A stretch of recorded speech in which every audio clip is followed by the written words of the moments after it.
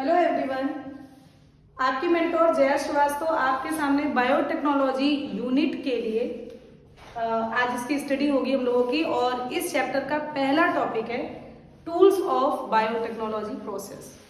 सबसे पहले बायोटेक्नोलॉजी होता क्या है? अगर बायोटेक्नोलॉजी के बारे में स्टडी करनी हो तो बायोटेक्नोलॉजी के लिए सिंपल मैकेनिज्म देखो। आजकल जितने भी medicine, vaccine, hybrid varieties, mix varieties, चावलों की कितनी वेराइटी, गेहूं की कितनी वेराइटी, ये सब जो पैदा हो रही हैं आसपास के एनवायरनमेंट में, ये कैसे? Due to biotechnology process. तो इस पूरी प्रोसेस को कंप्लीट करने के लिए कुछ औजार होने चाहिए। औजार का मतलब तीर, तलवार, ये सब नहीं, कुछ बायोटेक्नोलॉजी टूल्स जिनका उपयोग हम लोग करके बायोटेक्नोलॉजी प्रोसेस को कंप्लीट कर सकते हैं। जिसमें से सबसे पहला टूल होता है रेस्ट्रिक्शन एंजाइम। पहला tool restriction enzyme. Restriction enzyme का के नाम से ही आप लोगों को स्पष्ट हो जाएगा कि इसको रेस्ट्रिक्शन एंजाइम क्यों कहते हैं। इसका दूसरा नाम होता है मॉलिक्यूलर सीजर्स और इसका तीसरा नाम होता है केमिकल नाइफ।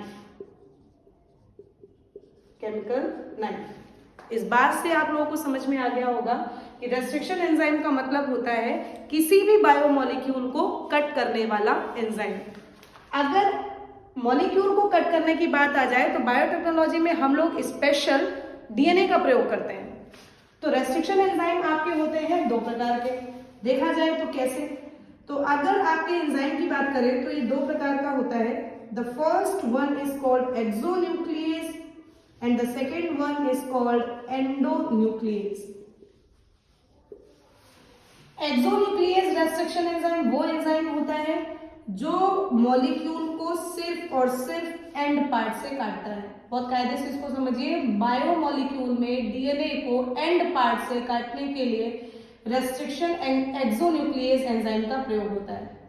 इसी के साथ में अगर रेस्ट्रिक्शन एंडोन्यूक्लियस की बात की जाए तो अगर ये आपका डीएनए मॉलिक्यूल है तो उसको कहीं से भी, बीच में कहीं से भी काटने के लिए रेस्ट्रिक्शन एंडोन्यूक्लियस का एंजाइम हम लोग यूज करते हैं। तो ये दो प्रकार के रेस्ट्रिक्शन एंजाइम हो गए जो दो प्रकार के होते हैं, एक्सोन्यूक्लियस, एंडोन्यूक्लियस। हमको जिस प्रकार के रेस्ट्रिक्शन एंजाइम की जरूरत होगी हम लोग वैसा एंजाइम यूज करके बायोटेक्नोलॉजी प्रोसेस को आगे बढ़ाएंगे। अगर बात करें सबसे पहला एनसीईआरटी में जो पार्ट दिया गया है, फर्स्ट रेस्ट्रिक्शन एंजाइम जो साइंटिस्ट के द्वारा खोजा गया, उसको याद करेंगे सब लोग। उसका नाम होता है HindII। The first restriction enzyme, उसका नाम सब लोग याद करेंगे। उसका नाम होता है HindII। Most common usable biotechnology में जो रेस्ट्रिक्शन एंजाइम होता है उसका नाम होता है EcoR1। इस तरीके के और सारे नाम भी आप लोग इस चैप्टर में पढ़ेंगे, जैसे EcoR2, BAM-H1, SAR1, PVU1। वो जब चैप्टर में आगे बढ़ेंगे उसके साथ में आपको पता चलेगा। लेकिन HindII, EcoR1 नेमिंग कैसे की जाती है इनकी, इसको सीखते हैं।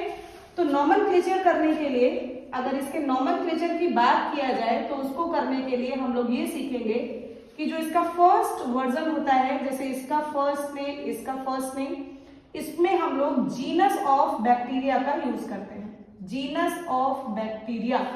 जैसे यहां पर अगर जीनस की बात करें तो ये E फॉर होता है इस्चेरिशिया, ठीक। और अगर यहां की बात करें तो यहां पर H फॉर होता है हीमोफिलस।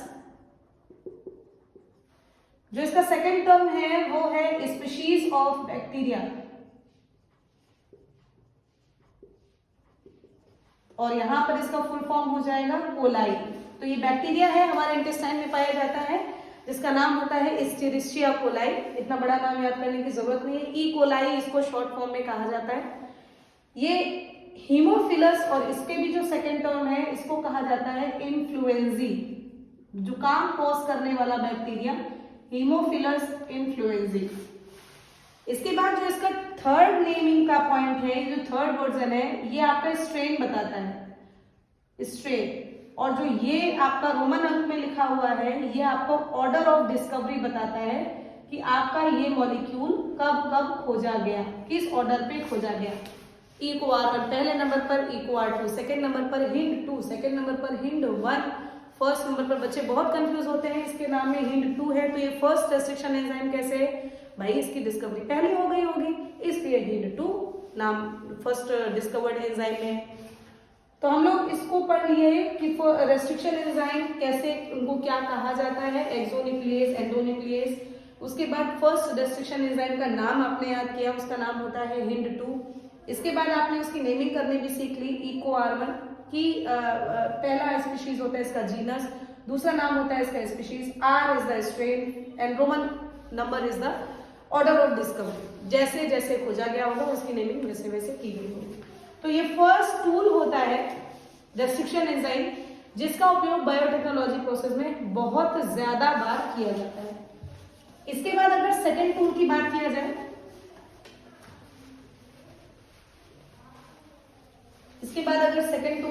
जाए, तो आपके सेकेंड नंबर का टूल होता है पॉलीमेरेज एंजाइम।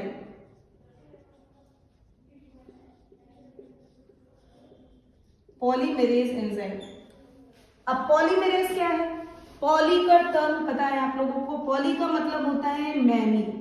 केमिस्ट्री में बहुत बार पॉलीमर का फॉर्मेशन सुना होगा आपने, बायोलॉजी में बहुत सारे पॉलीमर के नाम सुने होंगे। तो पॉलीमर का मतलब होता है बहुत सारे यूनिट से मिलकर बना हुआ एक मॉलिक्यूल। तो पॉलीमेरेज एंजाइम का काम होता है किसी भी मॉलिक्यूल की मल्टीपल कॉपीज को फॉर्म करना।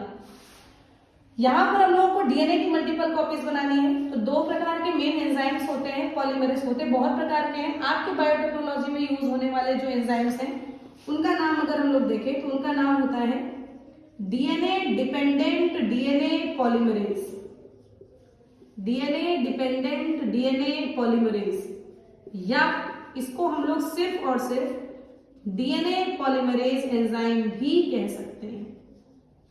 ओके, जो दूसरा एंजाइम होता है उसका नाम होता है DNA dependent RNA polymerase, DNA dependent RNA polymerase,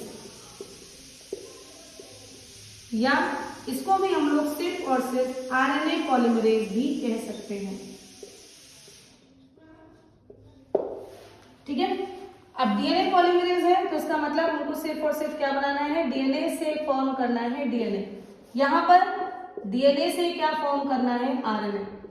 तो दो चीजें हो गई आप लोगों को, डीएनए से डीएनए बनाने के लिए एंजाइम डीएनए पॉलीमरेज, और डीएनए से आरएनए बनाने के लिए एंजाइम आरएनए पॉलीमरेज का उपयोग हम लोग करके बायोटेक्नोलॉजी प्रोसेस में डीएनए की मल्टीपल कॉपीज को फॉर्म करते हैं। ओके, जो थर्ड इसका टूल है बायोटेक्नोलॉजी प्रोसेस का, उसका नाम होता है लाइगेज एंजाइम, उसका नाम होता है लाइगेज एंजाइम। अगर लाइगेज एंजाइम की हम लोग बात करें, लाइगेज एंजाइम की, तो लाइगेज एंजाइम का काम होता है joints the fragments of DNA. Restriction enzyme के द्वारा जो भी डीएनए के मॉलिक्यूल्स कट हो जाते हैं उनको जोड़ने का काम करता है कौन सा enzyme, ligase enzyme. Joints the fragments of DNA या फिर आरएनए, उनको जोड़ने की भी तो जरूरत पड़नी है ना। तो इस तरीके से तीन टूल हो गए। चौथा टूल होता है वेक्टर। वेक्टर का मीनिंग सब लोग जानते होंगे। वेक्टर का मतलब होता है किसी भी मॉलिक्यूल को एक लिविंग ऑर्गेनिज्म से दूसरे लिविंग ऑर्गेनिज्म में पहुंचाना। वेक्टर के लिए हम लोग यूज करते हैं बैक्टीरिया का प्लाज्मिड। उस चीज को बाद में जब प्रोसेस पढ़ रहे होंगे तब समझेंगे, बट वेक्टर का जो काम है उसको समझते हैं। वेक्टर का काम होता है बायोमॉलिक्यूल को ट्रांसफर करना, फ्रॉम वन ऑर्गेनिज्म टू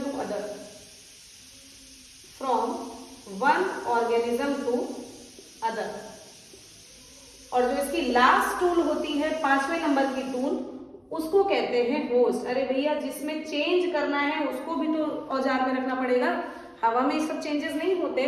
तो होस्ट एक ऐसा ऑर्गेनिज्म होता है जिसमें आपको चेंज लाना है। तो बायोटेक्नोलॉजी प्रोसेस में आप 5 प्रकार के टूल पढ़ चुके हो। पहला टूल होता है रेस्ट्रिक्शन एंजाइम, दूसरा टूल होता है पॉलीमरेज एंजाइम, तीसरा टूल होता है लाइगेज एंजाइम, चौथा टूल होता है वेक्टर, और 5वां टूल होता है होस्ट। इन 5 टूल की मदद से आप लोग बायोटेक्नोलॉजी प्रोसेस को कंप्लीट करके आजकल मार्केट में दवाइयाँ, वैक्सीन्स, हाइब्रिड वैरायटीज, बहुत सारी ऐसी चीजें हैं जिनका उपयोग हम लोग कर सकते हैं और ये प्रोसेस बहुत ही अच्छी है जिसकी वजह से इंसान या हम लोग, मानव लोग इस चीज का बहुत अच्छे से प्रयोग कर रहे हैं। तो ठीक है, इसके आगे इस चैप्टर को आगे बढ़ाने के लिए हम लोगों को प्रोसेस पढ़ना पड़ेगा और अभी से आप लोगों को बता दें कि इसके पूरे प्रोसेस को पढ़ने के लिए 7 स्टेप होते हैं। उस 7वें स्टेप में पहला चैप्टर कंप्लीट होता है बायोटेक्नोलॉजी यूनिट का। 7 प्रोसेस या फिर 7 स्टेप को पढ़ेंगे हम लोग स्टेप वाइज। तो आज आप लोगों का ये 5 टूल का प्रोसेस खत्म होता है। देन तब तक इसको स्टडी करिए। मिलते हैं हम लोग अपने नेक्स्ट वीडियो में। Thank you so much.